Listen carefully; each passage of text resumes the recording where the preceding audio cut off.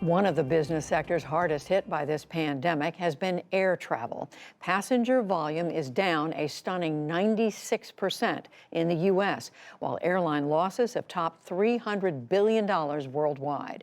Our economics correspondent Paul Solman has our story on the consequences. It's part of our regular series, Making Sense.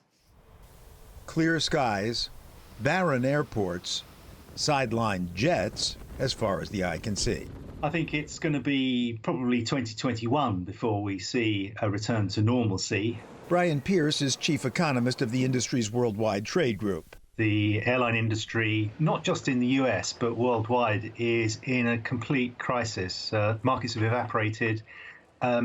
Airlines need cash at the moment just to survive.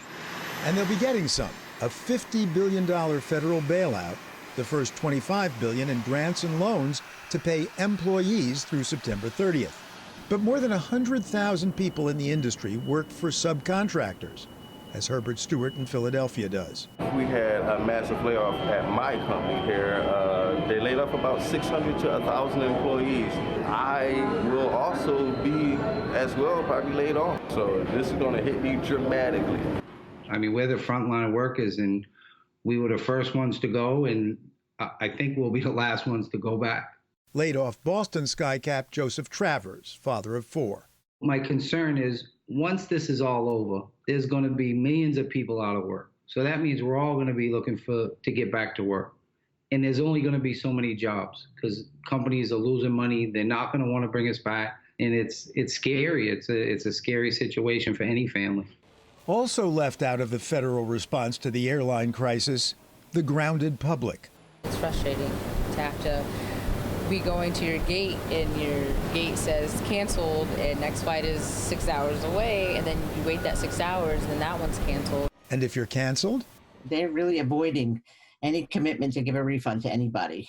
Sign language interpreter Betty Kolonomos had paid thousands for flights to teach 5 upcoming seminars. She's refunding her customers, but she can't get her money back, not even from travel insurance. I feel bad for the people like myself who are not getting a paycheck, who need money to live. I mean, if they bail the airlines out, then they definitely should be refunding money to people.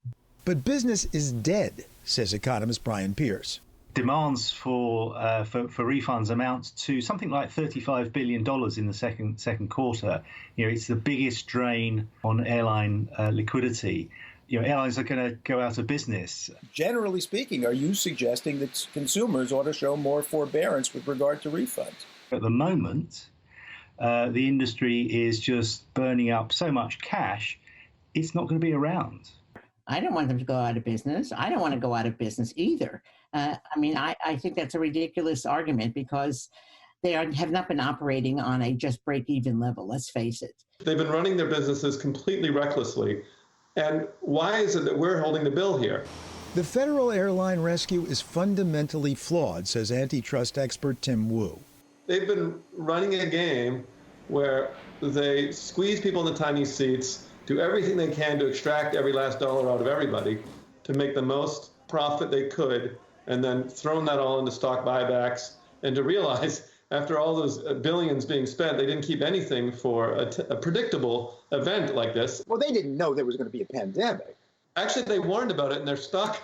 In some of their documents, warned about the possibility of a pandemic ruining their business. But how could they have prepared for a near standstill, asks airline blogger Brett Snyder. These were relatively healthy companies that could withstand significant downturns, just not a complete destruction of all demand.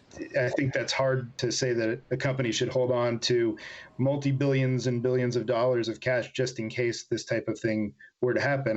Meanwhile, pilots, helming the few flights still operating, have their own beef with the federal government. We have over 200 reports of test positives. We have 3 deaths. And 4 flight attendants have died. 250 have tested positive. Ex-Marine Joe DePete, a pilot for 33 years, now head of the Airline Pilots Association, asked for mandatory regulations from the Federal Aviation Administration last month. Cleaning and disinfecting of our airplanes, right, to make these ready for flight. The second was the notification to other crew members who may have been exposed to someone who tested positive. The other was to use cleaning solutions and products that were recommended by the CDC to be effective. DePete says he got no immediate response at a time when, for his pilots, every day counts. To expose them to additional risks, unnecessary risks, preventable risks, to me is unconscionable. The FAA gave us this statement in response. The FAA is taking seriously reports of airline failures to follow this crucial health guidance. Any allegation to the contrary is inflammatory and inaccurate.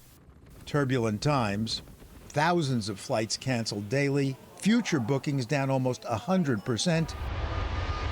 Friendlier skies, perhaps a long way off. For the PBS NewsHour, Paul Salman.